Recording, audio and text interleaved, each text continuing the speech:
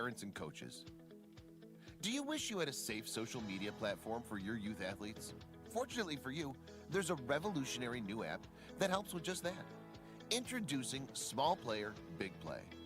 Small Player Big Play app provides young athletes, parents, and coaches a user-friendly sports social media platform. The app allows users to connect with friends, make new friends, create groups, text, chat, and post pictures and videos of you and your teammates participating in your favorite sport or activity. To begin, users can simply download and sign up for the app using an email account. Younger users have the ability to sign up using their smartphone and a parent's email address. From there, users can begin to interact and engage with other users of the app.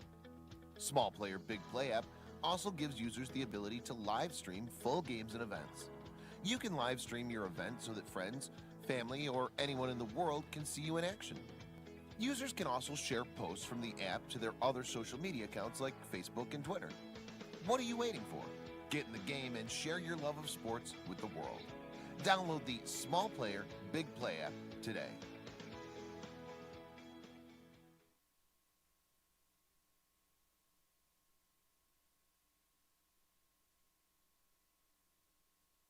Are you ready to listen to my dad Joe and Uncle Justin talk about sports? Now on with the show.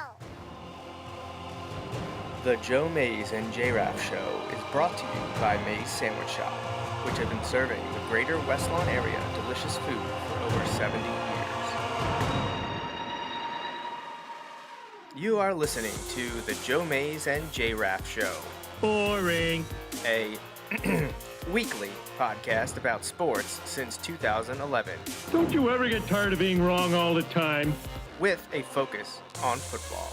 Kansas City 31, San Francisco 20. Mahomes takes the snap. He's just going to throw it long for Demarcus Robinson. It is going to use up all the time.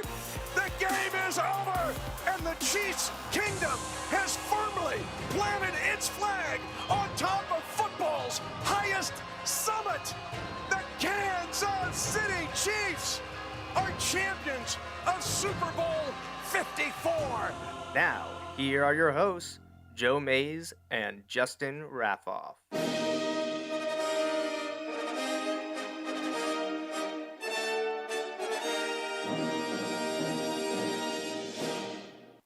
Well, good evening, everyone, and welcome back to the Joe Mays and J-Raff Show for episode 311.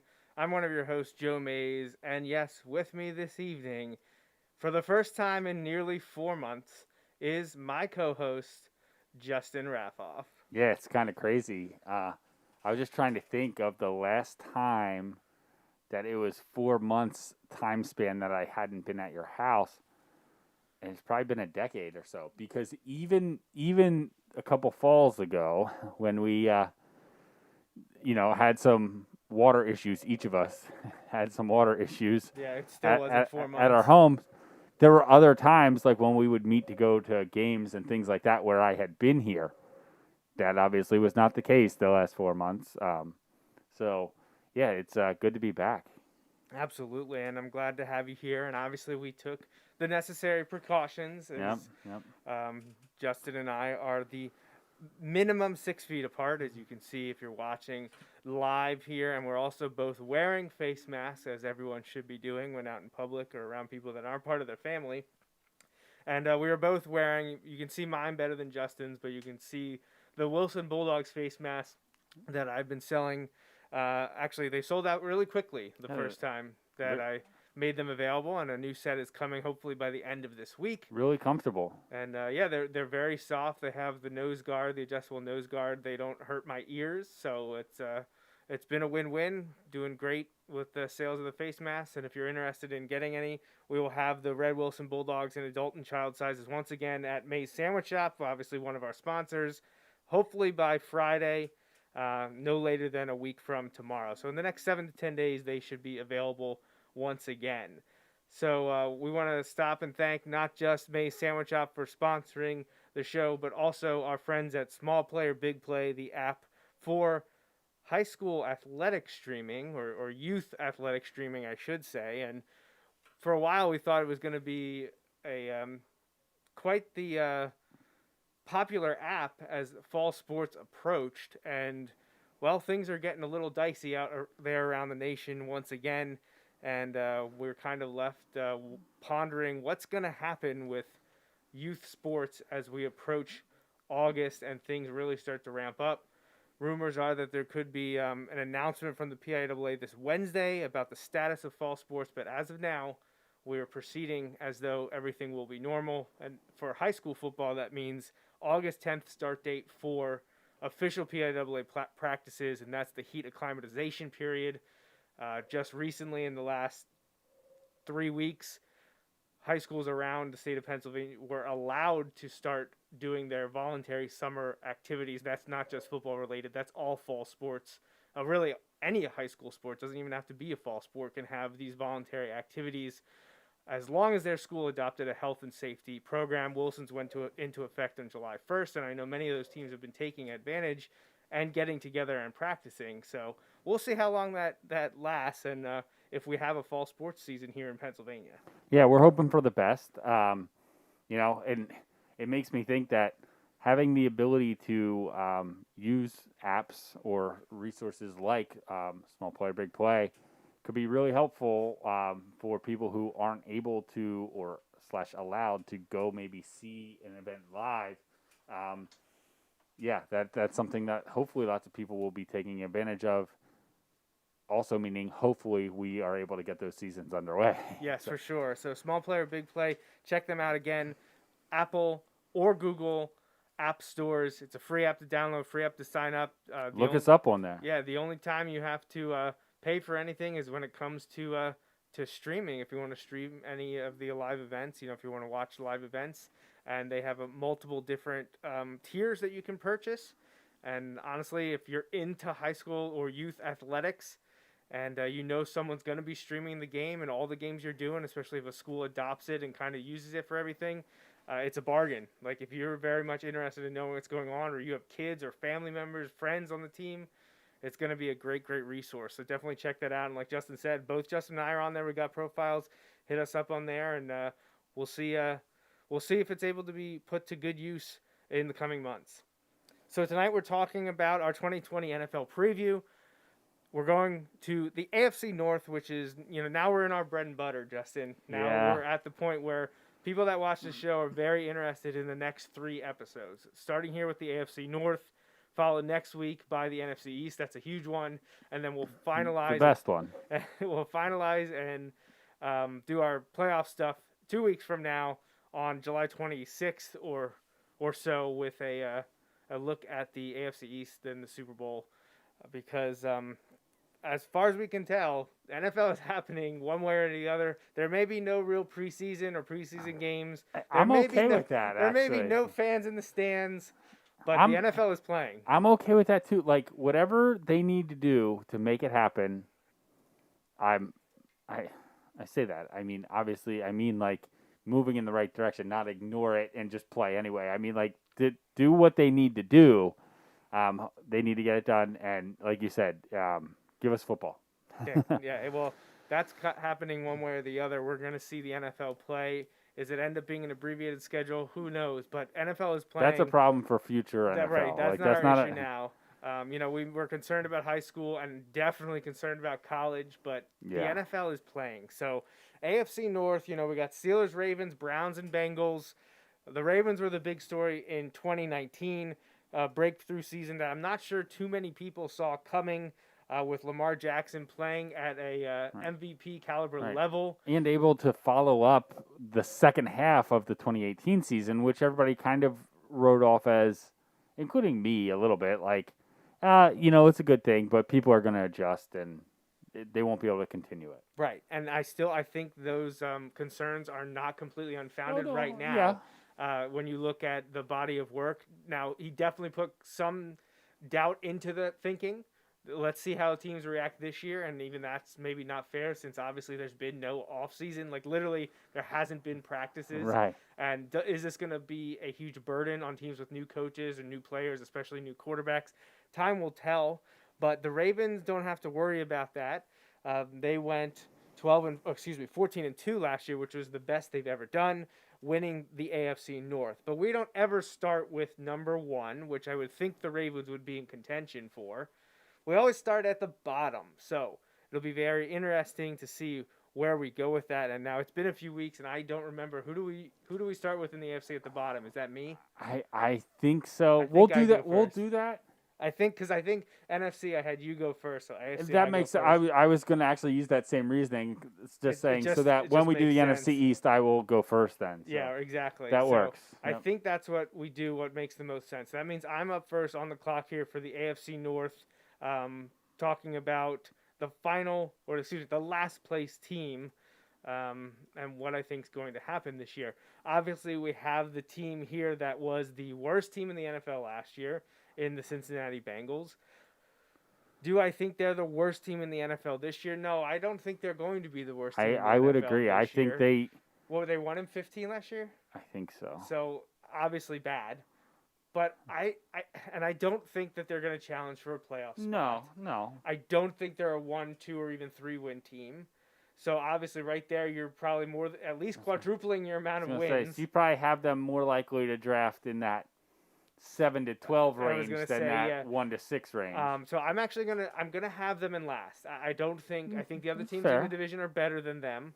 So I'm gonna put the Bengals in last, but I think they're much better than 1-15. I actually have them going 5-11. I pulled up the spreadsheet. Oh that man, Justin I came haven't up looked with. at the spreadsheet in a while either. So I can throw some of these at you if you want to know where your line of thinking was a few months ago. But I do have the Bengals going 5-11, and I think that's appropriate for them. I think Joe Burrow is better than Andy Dalton. Andy Dalton couldn't quite get over the average hump, and I think Joe Burrow, especially in his first year, could really change things around there for them. Obviously, they're in the second year of the Zach Taylor era there with the Cincinnati Bengals. So we'll see what happens, but I think Burrow has a chance to win a few games for them in their first season. There's just nothing that jumps out to me about the Bengals that says they're not the last place team in the division, though. Right. They just, you go 1-15, you probably don't have an overwhelmingly strong roster. No. And while you're probably upgrading at the quarterback position, at least on paper, I don't know how much better you're going to get. I like the signings of Waynes and Alexander, the two cast-offs from the Vikings, but there's a reason the Vikings let them go. Yep. Now maybe they can, live up to the hype and potential that they had as early draft picks a few years ago for Minnesota, but that's to be seen.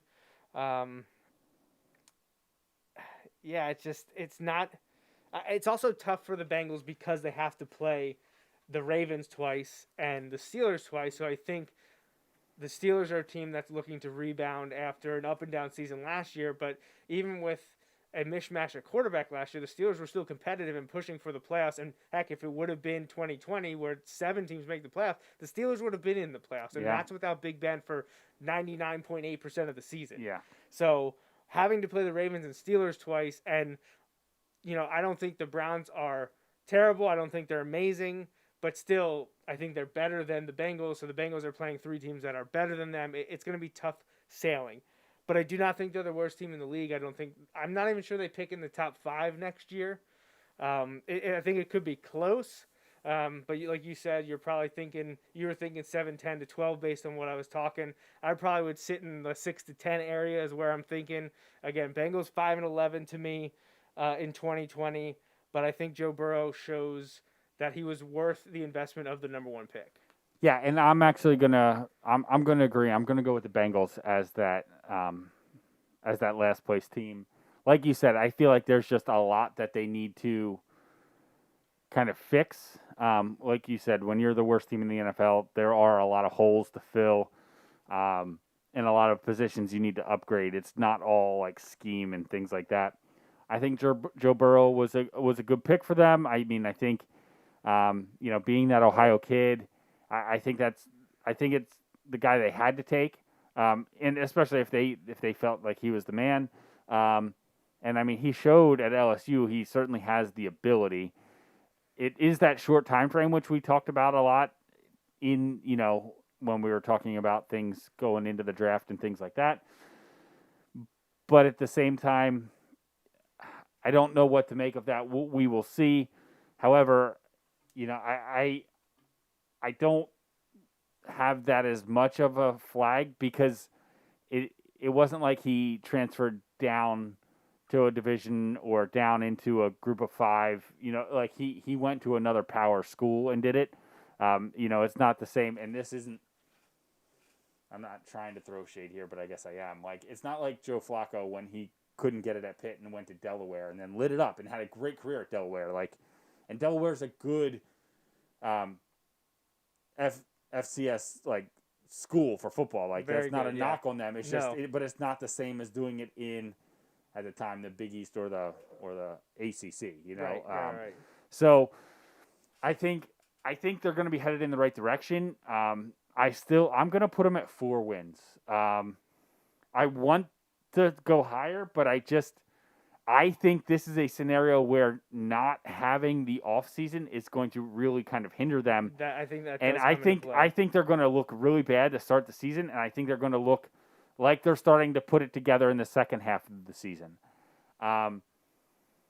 Which again, not to be the downer here, but I think the Bengals are like an example of it's important for them that we have a full season, because I think that second half is where they're going to start to see their strides, and they're going to start to see where Joe Burrow really starts to get it, because he's not getting the work that he would have gotten, over the summer and through some of the camps, the rookie camps and things like that. So anyway, I still have them as the last place team in the division. I think they are, even if they do end up with 4 wins, I think they're going to be significantly better than last year, where they were kind of lucky to get 1 win. And I think they're headed in the right direction. It is interesting when I was looking at this, 3 out of the last 4 Heisman Trophy winners are quarterbacks in this division. That's crazy. Yeah, with Kyler Murray being the 2018 winner who is in Arizona. But you have Joe Burrow with the Bengals. You have 2018 was Kyler Murray. Right. The year before that was Baker Mayfield. Mm-hmm. And the same draft class, but different. Like Slots. Lamar Jackson won it the year before is with the Ravens. Yeah. So, the last 3 out of the last 4 Heisman Trophy winners are quarterbacks in the AFC North. And you get like the complete opposite of that with Ben Roethlisberger is the other quarterback in the division is like, people are like, oh, should he retire? And you have 3 really young Heisman Trophy winner guys, and then you have Ben Roethlisberger, who has gotten it done at the pro level, but people are wondering how much he has left in the tank. So it's just an interesting thing as we dissect this division. But I think the Bengals are headed in the right direction, but I'm going to still have them in 4th place. Yeah, I completely agree with that assessment. We're both on the same page as it comes to the Cincinnati Bengals. You bring up the new coach, the new quarterback, not the new coach. Taylor's in his 2nd year, but he hasn't been able to work with his new quarterback, despite the immense talent that Joe Burrow showed this past season with LSU. He has not been able to do more than what the rest of us have been doing with Zoom meetings and text messages and phone calls. You got to be able to do it on the field. You can't just go. It can't just all be mental, and you also have to apply that mental stuff to the field. You can draw all the plays you want on the board, or however they're doing it remotely. Right. But if you're not running it with your receivers, there's no timing there. Right. You're not comfortable with your offensive line. So it's going to definitely be tough for Joe Burrow. I would expect him to start from day one. Do they even have another option besides Burrow? I'm sure there's someone else on the roster. Oh yeah, there's certainly someone else on the roster, but is anyone even thinking that it's not going to be Burrow? It's got to be Burrow. It's got to be Burrow. Yeah. I'm quickly trying to pull up the roster. But think about that. Think about that situation. No, it's Ryan Finley and Jake Dolegala, who I've never even heard of. But think about that, because you're going to have this guy who probably is going in with no preseason games. His first game is going to be week 1, the first time he takes a truly live, because they're not doing combined squad things, like this year either. Yeah, nothing like that. That's why I think he's going to be fine.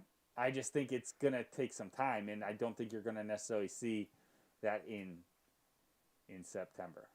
Yeah. So, All right. So we So- both have Bengals Yes. in 4th. You said 4-12. I said 5-11. We're pretty close with each Yeah. other there.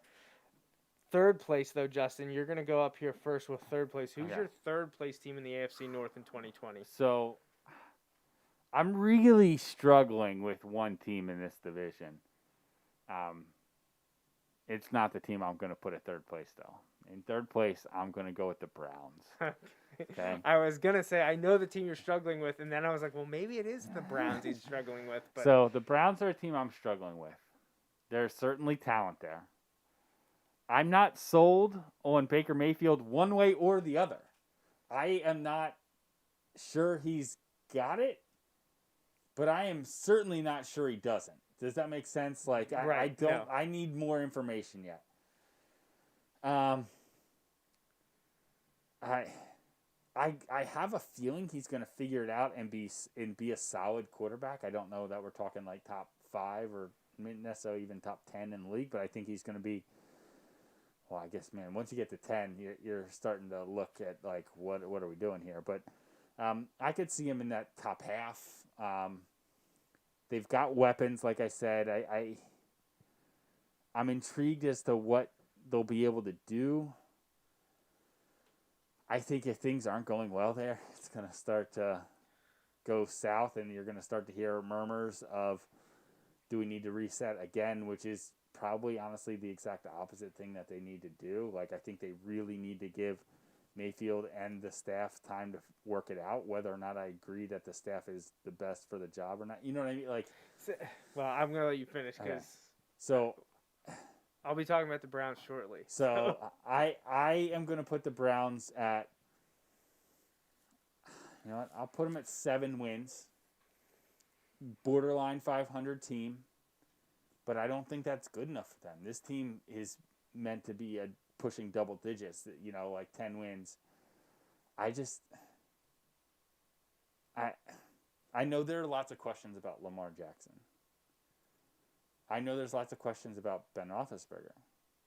But if I'm picking quarterbacks for my team, or that I'm putting the confidence in, Lamar Jackson has had issues in the playoffs against playoff caliber defenses. And it's not just him, the whole team and coaching, and there's all kinds of issues there.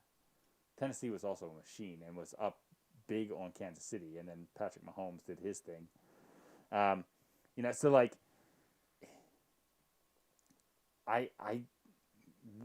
I've seen it from Lamar. I've seen more from Lamar Jackson than I've seen from Baker Mayfield, in my opinion. That's fair. Yeah, that's fair. I think the ceiling is really high for both of them, and they could both get there. And we know what Ben can do if he's healthy and has the team around him. I don't know that he can still do it, but we've seen him do it.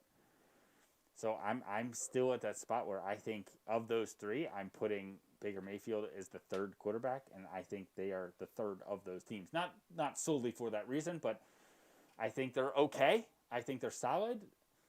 They're going to win roughly half their games, but that's not enough to get it done in the NFL, even when we're adding a playoff team. So I'm going to put them at 7 wins, battling to get to 500, but not really battling for that 7th spot. 7th spot.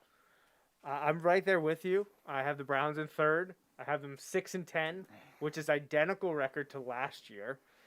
The thing you talk about, is this the right staff? Is Baker the right guy? I feel like they're closer to determining if Baker's the right guy. Oh, 100%. However, I also understand that this is, including interim, his 4th head coach in 3 years. Right. Right. That's crazy in the NFL. Right. We've seen that in college with crazy things that happen. Right. These transitional periods, but in the NFL to go through 4 different coaches in not even 3 seasons, like this is the start of his 3rd season, correct? Yeah.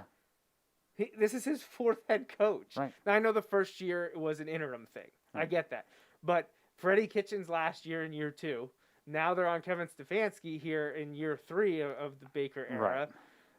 everyone, it seemed like everyone, if you listen to the mainstream media, the sports Yeah. media, everyone was on the Browns last year. Yeah. The Browns and were the greatest thing. We were not. And you and I were like, nope. Right. Like, this is not, one. No, this sorry. is one where, like, I want to say, we agree fairly often.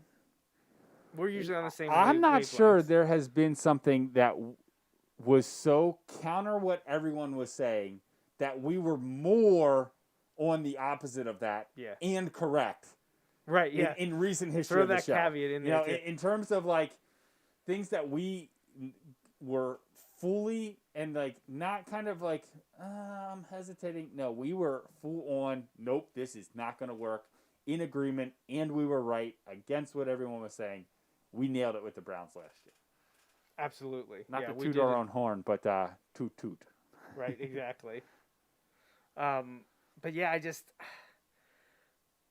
are they better than last year? I don't know. Maybe they brought in some new tackles, offensive tackles, protecting your quarterback. Always a good thing. And that is big. They signed Conklin, and they draft Wills, who was Right. one of my favorite offensive tackles in the draft. Right. So good. That's good for them. Yes. That's absolutely good. Yes, for very them. good. But They didn't Browns it. Right. You know? Yeah. They did a good job. That was a good job. But unless the Stefanski era produces better with all of the offensive talent they have, this team could be 500 or better and challenge at least the Ravens, if not the Steelers, for a wild card spot. Maybe even pushing for the division if Was the Ravens drop Stefanski back. with the Vikings? Yes. Is that where it was? Yeah. Yes. But I have to see it, and I'm not going to buy into it just because of the big names they have on offense. It didn't work last year. Why should I believe it'll work this year? Right. Just because they have a new coaching staff. Right. But, A new coaching staff when they haven't been able to and work. they haven't been able to work together, right. So, obviously we know Baker.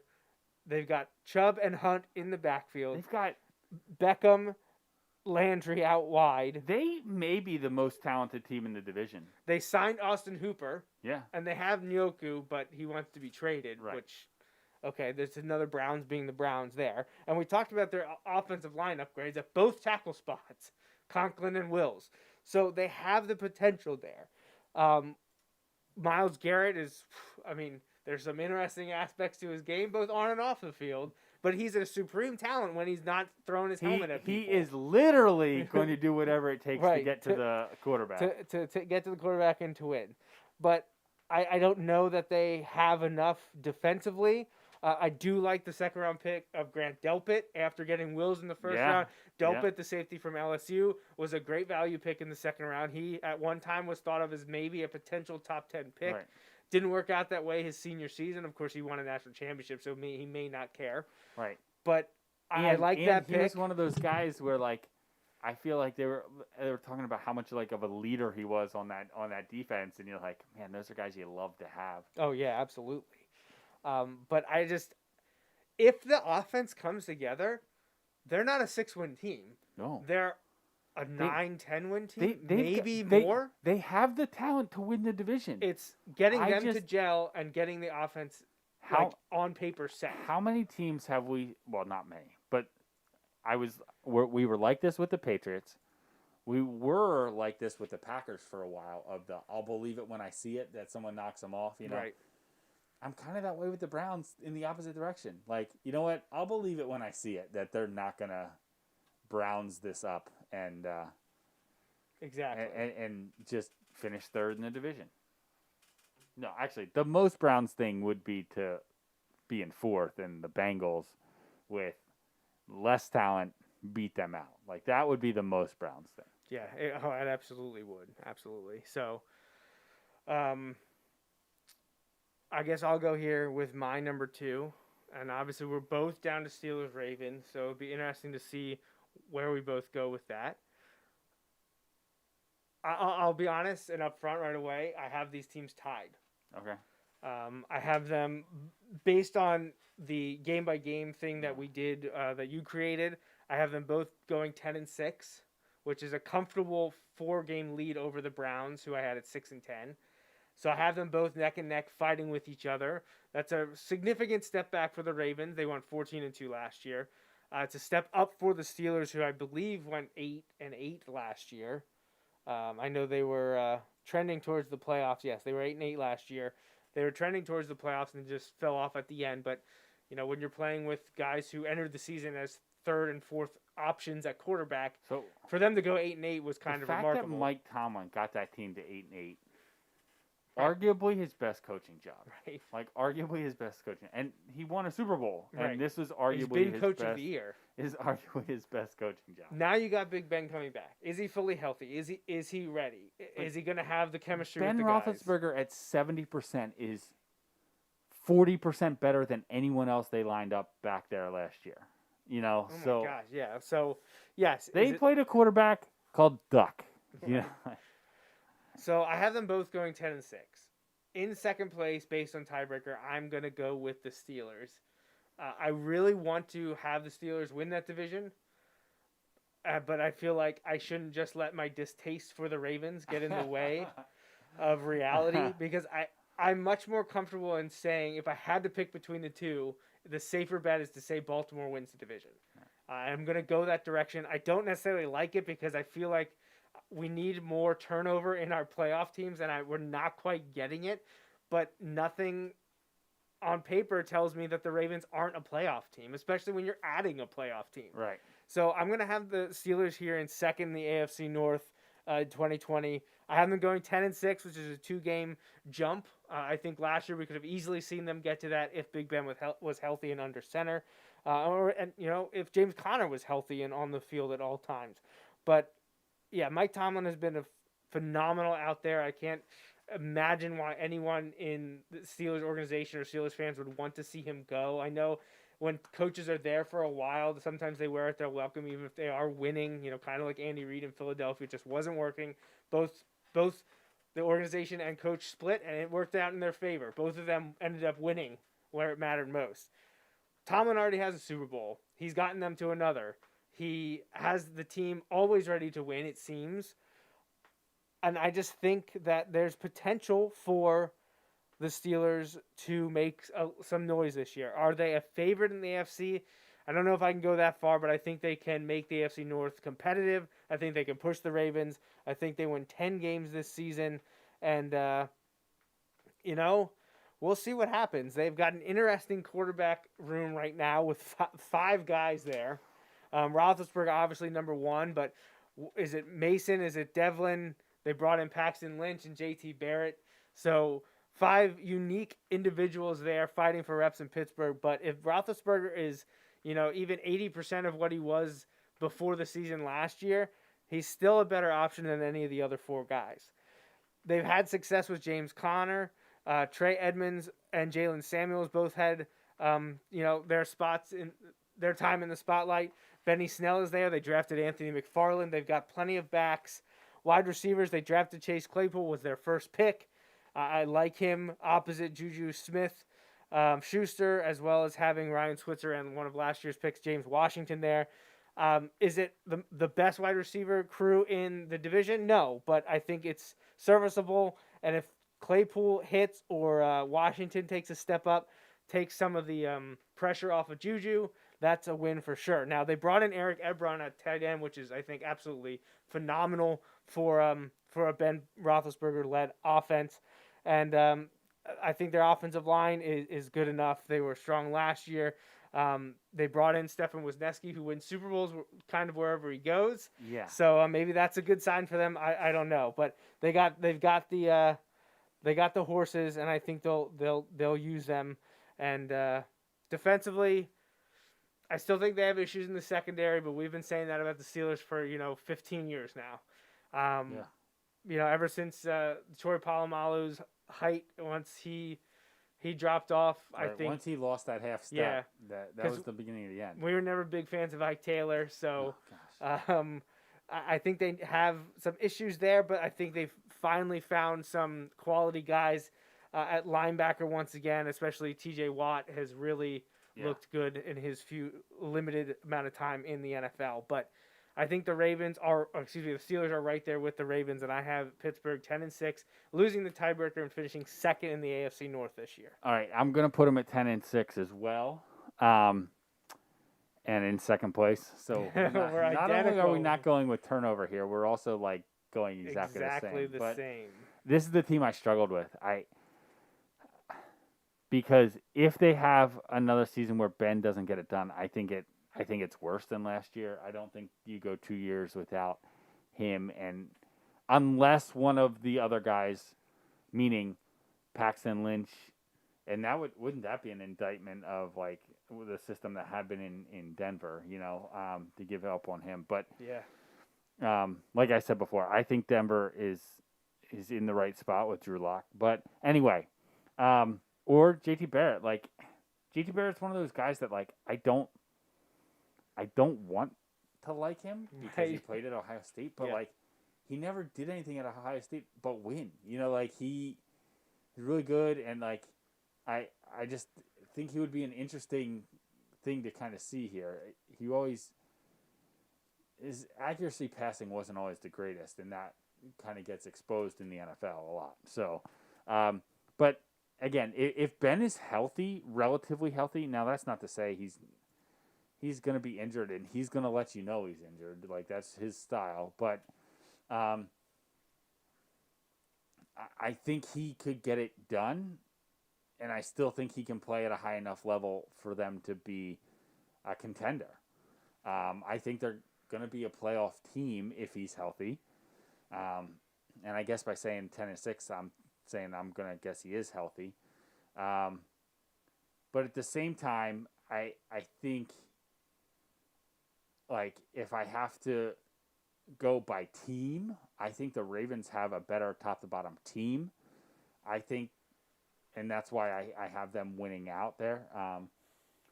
But I think the Steelers make an improvement over last year. Like, and even though it's only 2 games win-wise, I think that gap between this year's 10-6 and last year's 8-8 is going to be enormous. And I think they're going to be that typical Steelers team, though. I think they're going to be really tough. I don't think they're going to be a team that anyone wants to face down the stretch or in the playoffs, and certainly not want to have to go to Pittsburgh to win a game. Now at 10-6, if they're not winning the division, chances of going to Pittsburgh aren't very high, but you never know. So I think that they're going to be an improvement. I think they're going to be more in line with what I was expecting from them last year. I think you're going to see the offense bounce back. I don't think the Steelers scored more than 28 points in any game last year or something like that. That's very un-Pittsburgh-like. Yeah, so like I think it was them. But yeah, it's they're bound to improve. So I think they are set for that. With the caveat, if Ben is banged up like last year, it's probably over for him, and 2, I think you're in full rebuild mode then in Pittsburgh, which you do not see very often. No, you do not. So what's your take on Baltimore then at number 1? Okay, so at number 1, I think that Lamar Jackson is going to continue to improve. I don't know what the ceiling is there, but I think he's going to continue to improve. I feel like he was better this past year. I mean, he won the MVP, but I think he's better this past year than he was the second half of the season before. I think he's going to continue to make a step up. There will be adjustments made to him, but I think the step that he continues to make will help, kind of offset some of that. I like some of the weapons they have there. I feel like Baltimore is one of those every year. People thought it was going to change when they had front office like turnover when Ozzie Newsome retired a few years ago. People were like, "Oh, good, the Ravens will like stop drafting so well and stop making these good deals," and that hasn't really been the case. They've still made lots of good. I mean, they don't hit on everything like no one does, but they tend to get good value in the draft, and I just think they're built to continue moving in the right direction. How crazy is that? Because Harbaugh was so close to losing his job a couple years ago in Baltimore, and look what they did, and this is a testament in that division because they held the course and they were like, look, and they had some turnover. We just need a couple seasons to right the ship. This guy has done a lot for us. He's won a Super Bowl for us. Let's give him the benefit of the doubt, and we're going to keep moving. Now, it may not have come out that way. Maybe it was the guy we wanted to replace him isn't available anymore, Right. But remember, there was talk that there was some talk that teams might try and trade for Harbaugh. Like, there's all kinds of smoke around him not being the coach in Baltimore anymore.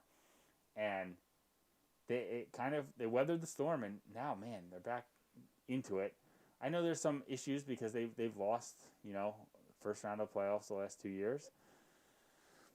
But you know what? You do that with a rookie quarterback and then a second-year quarterback.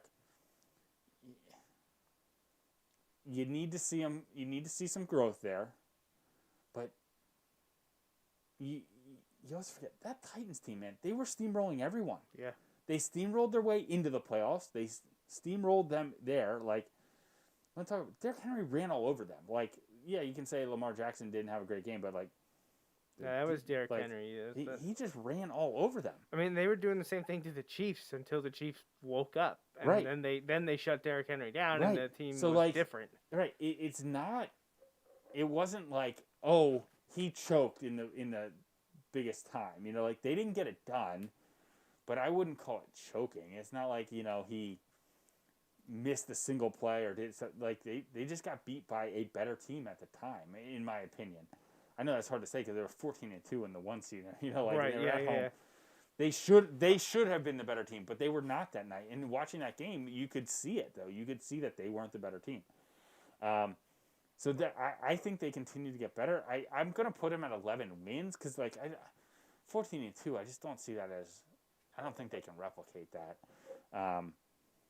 But I think they win the division. I'm putting them at 11 wins. I think it's going to be close with the Steelers. I think you're going to see some fun matchups between them and the Steelers, which is always fun, man.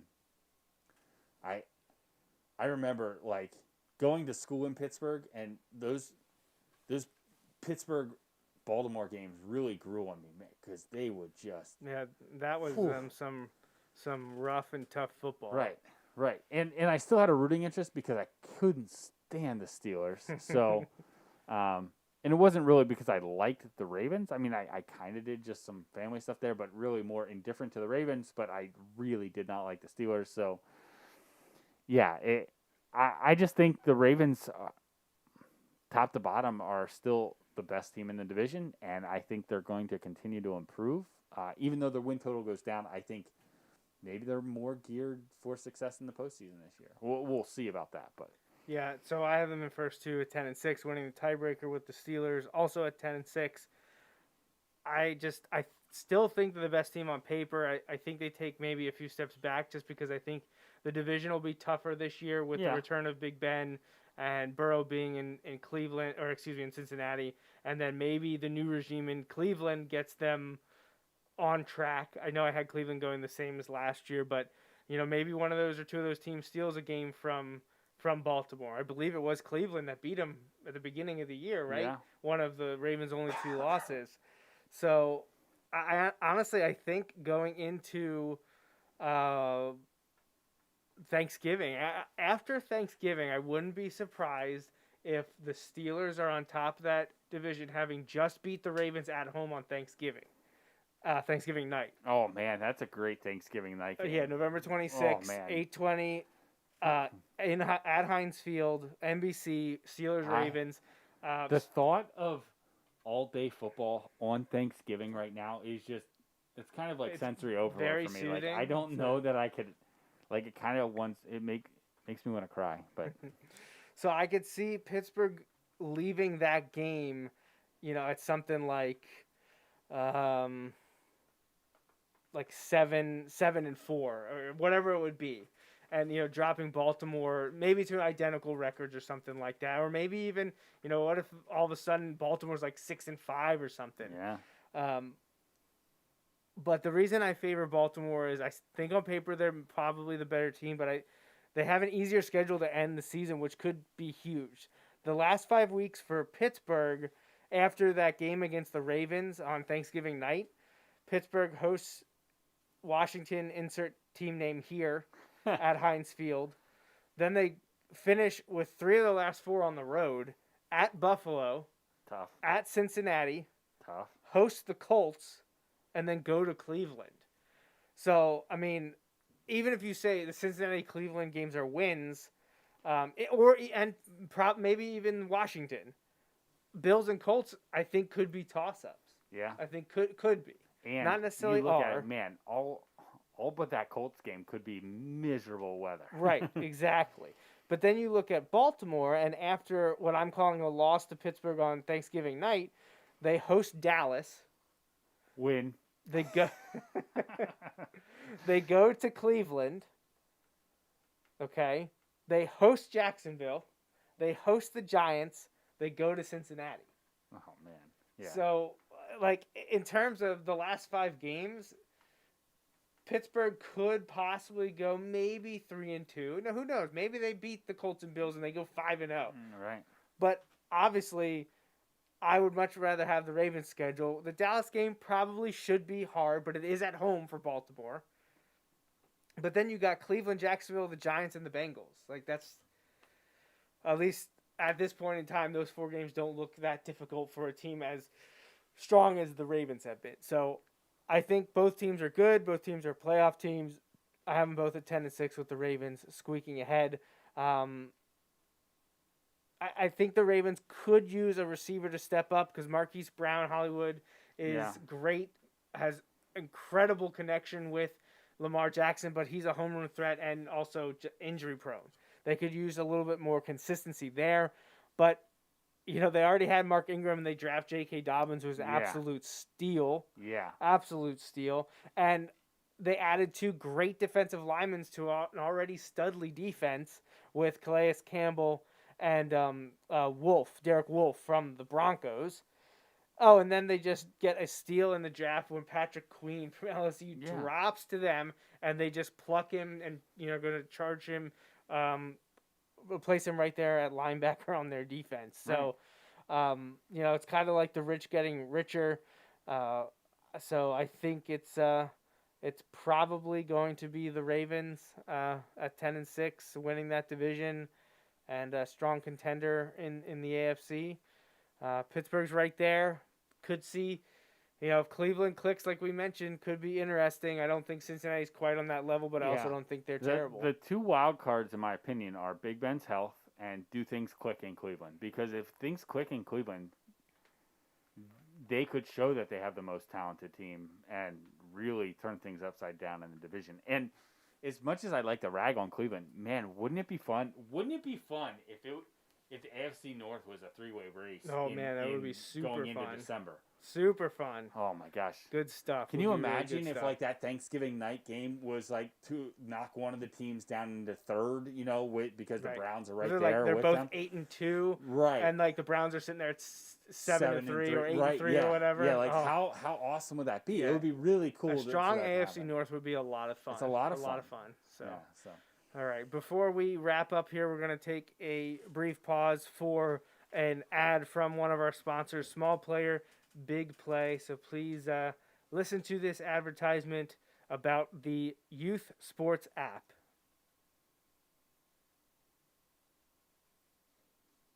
Introducing Small Player, Big Play app, the all-sports social media app for young athletes. Live stream events for your friends and family who can't be there. At home or at work, they can watch your streaming on their phones or on TV by using a mirroring device or AirPlay 2. Download the app from the App Store or Google Play and create an account using a valid email address. That's it. Now you can find friends, join groups, or make new ones. You can upload and watch your own content for free. Watch YouTube uploads for free. Even more streaming options are available with our subscription plans and in-app purchases. Download the app and start sharing with the world your passion for sports today. So believe it or not, my dad texted me.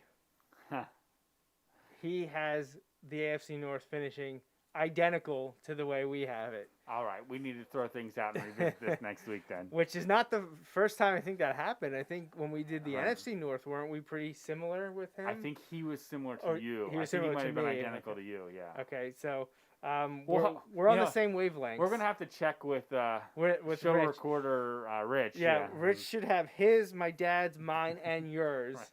so that we can check this at the end of the year, and we'll see how things go. If there's a 2020 season to talk about. Oh my gosh. So, yeah, that's the AFC North. It's always a fun division. It'll be even better this year with Ben back. Hopefully he's healthy and he can have the Steelers right there with the Ravens. And like you said, I would love to see one of the Browns or Bengals make that a 3-team race. Obviously, we think the Browns have the most firepower to possibly do that if they can get the offense in order and Baker plays like end of rookie year Baker and not most of last year Baker. Well, and clearly whoever wins the Heisman this year might get drafted by the Steelers. So, Exactly. So Trevor Lawrence, is that what's going to happen there? That would be very interesting. I mean, we will probably have to do whole episodes on this. It would be hard to do if we're saying that the Steelers are going to win 10 games. However, right, yeah. Crazier things have happened. Yes. But I mean, imagine when it comes to April and we're talking the draft, and what if college football is still being played? Right. If things happen where that gets moved to the spring, yeah. Players are going to sit out and not play. Absolutely. It's man, it could be something pretty crazy. I believe the junior college football is being moved to the spring, so like Lackawanna is being moved to that time, and we know people playing at Lackawanna in the past and the present. So, yeah, crazy stuff going on with the movement surrounding the global pandemic with COVID-19, and we get new information that's usually depressing every single day.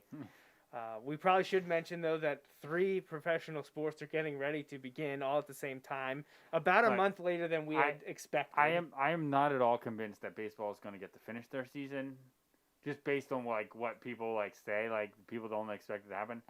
That's all right. I just want the Phillies to play on my birthday. And that is well, they will play the first game, right? Right. Yeah. So July 24th, the Phillies will play for the first time. Then I believe on August, do the Sixers play August 1st? I'm not. I don't know. I think they play what? August I think 1st. they do play on August 1st. Yes. So, and then 2 days later, the Flyers will play in their kind of like round robin, not really exhibition because it does matter, but it's not technically the playoffs. They're going to have a round robin 3 game tournament with the other top seeds in the Eastern Conference, the Lightning, the Bruins, and the Capitals.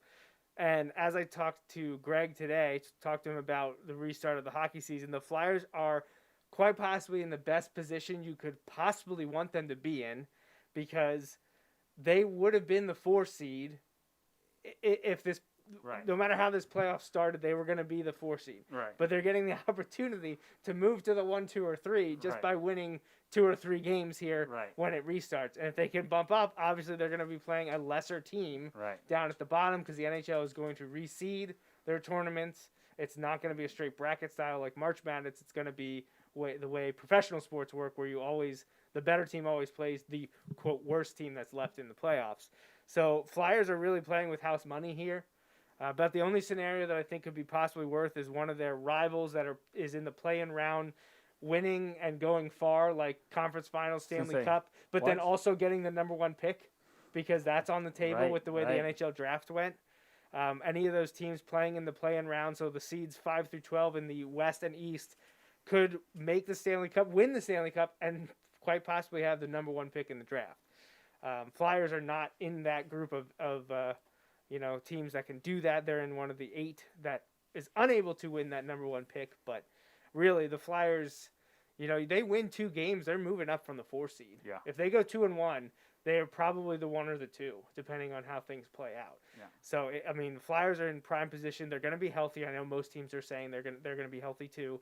But if the Flyers can get back together and play like they did at the end of the season, they've got the chance to make some noise. I wouldn't be surprised if they are able to rekindle those February and March feelings. They should be an Eastern Conference final team. Of course, don't get me wrong. I would love for them to win it all, right?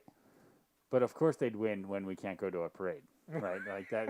If that's not the most like Philadelphia fan thing. Yeah. Well, you know what? I'd take it. Like. Oh my gosh, yes. I mean, yeah, sign me up. People are like, Would you want your team to win even though it's a shortened season? Yeah, like I don't baseball? care. Yes? I do not care. Yes, the alternative is losing or Yeah. not winning. Like, sign me you up. want to throw all the asterisks at me? I don't care. Right. I don't care. Right. It does not matter to me. Especially the hockey was so close to being finished, Right. and the Flyers were one of the best teams when the Right. season finished. So if the Flyers end up winning the Stanley Cup this year, there's no asterisk. They earned that. Right. And I'm going to celebrate it because we've never gotten to do that. Just like when it was the Phillies, which makes me want to throw up that it was 12 years ago now. Yeah. But when the Phillies won in 2008, none of us were alive for the last time that they won it. Like, none of us in our friends group was alive in 1980. Right. So we got to experience that the first time a Philly team won while we were alive and could celebrate it. So the Flyers winning, I mean, in the professional sports realm, the Flyers are the next team that I really want that to happen for, because I'm such a huge hockey fan. You know, you guys got to relive it with the Eagles. Flyers are the one that is at the top of my list, especially because my mom is a huge Flyers fan. That's her favorite by far. So that would be fun to watch. And I just hate knowing that the Penguins have won a couple since Crosby's been there. I would love to see Giroux get one. So, Oh my gosh, that would be cool. yeah, what a moment it would be, especially with Oscar coming back too and ringing that bell a That week or was so cool. ago. Like, it's just, man, what a storyline for the Flyers, the way things have come together, and they've got such a young, talented team. If they can keep them together, they could make a nice little run for the next few years. But it's been fun. So Phillies the 24th. Sixers, I think the first, Flyers the third, and they'll all be rolling then. August, September is going to be crazy. Going to be crazy, especially if the Philly teams are winning in all three of those sports. And then you have the Eagles start, and it's just sports mecca in September if the Philly teams are doing good. Yeah. Like, imagine the Flyers are in the Eastern Conference Finals, Oh. the Sixers are in the Eastern Conference Finals, and the Eagles are playing, their first 4 games of the season. And the Phillies are, imagine if the Phillies are in first. I mean, I know all that's a pipe dream, Gosh. but Whatever. It's September fun. could be crazy. I mean, we always say October is amazing. Honestly, it could shape up to be really amazing That would be fun. because that's when the Stanley Cup Finals, the NBA Finals, and the baseball playoffs would be closing in that month. So, if some of these teams could surprise us, that would be swell because 2020 has sucked. So, Yeah. Yes, it has. oh. All right. So we have been gone a while. Do you have any shout outs, anything to say before we take off here? Not off the top of my head. No, I wasn't thinking that direction. Yeah, there's always a lot of stuff to cover in terms of birthdays and anniversaries. I highly doubt I can remember or cover them all. But I think the last time we broadcasted was it back on the 21st? We did Bulldog Hour. So, yeah, it's definitely been a while. But happy belated birthday to my cousin Jackie. Happy anniversary to my wife. I believe I mentioned that before, but I'll say it again here. Happy anniversary to my aunt and uncle, Dennis and Joyce. Happy birthday to my sister-in-law, Amy, who just celebrated a few days ago. Yeah. And happy birthday today to my mother-in-law, Karen, celebrating her birthday today as well. And I know there was another anniversary. My cousin Brian and his wife Monica celebrated, I think they said, was it 15 years? So 15 years for them. So congratulations to on that. Huge milestones. Lots of birthdays, a lot of anniversary. Great time of year. July, historically, usually slow in the sports. But, man, this year's just been crazy. So July, for once, doesn't suck in the sports world.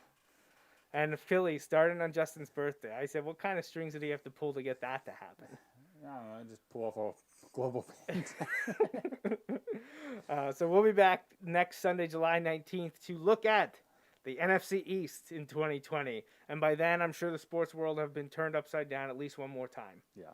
So, and there's so much stuff we didn't even talk about that we could talk about, but we just don't have the time. So we appreciate everyone joining us for episode 311 of the Joe Mays and J-Raff Show. For Justin, I'm Joe Mays. We'll be back in a week to continue our 2020 NFL preview.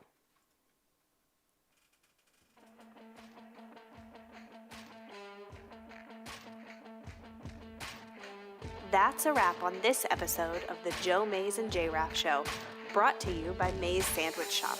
Woo-hoo! You can watch each weekly episode live on Facebook, Periscope, or YouTube. Be sure to like, follow, or subscribe to the show on Facebook, Twitter, YouTube, SoundCloud, Apple Podcasts, and Google Play. You can also rate and review us on many of these platforms as well. We'd love to hear from you. Send your emails to the Mays Sandwich Shop inbox at joemaysandjraff@gmail.com. The Joe Mays and J-Raff Show is a part of the JMNJR Radio Network, home to other productions such as The Bulldog Hour, Tangents with Friends, and Nat Chats with Dad.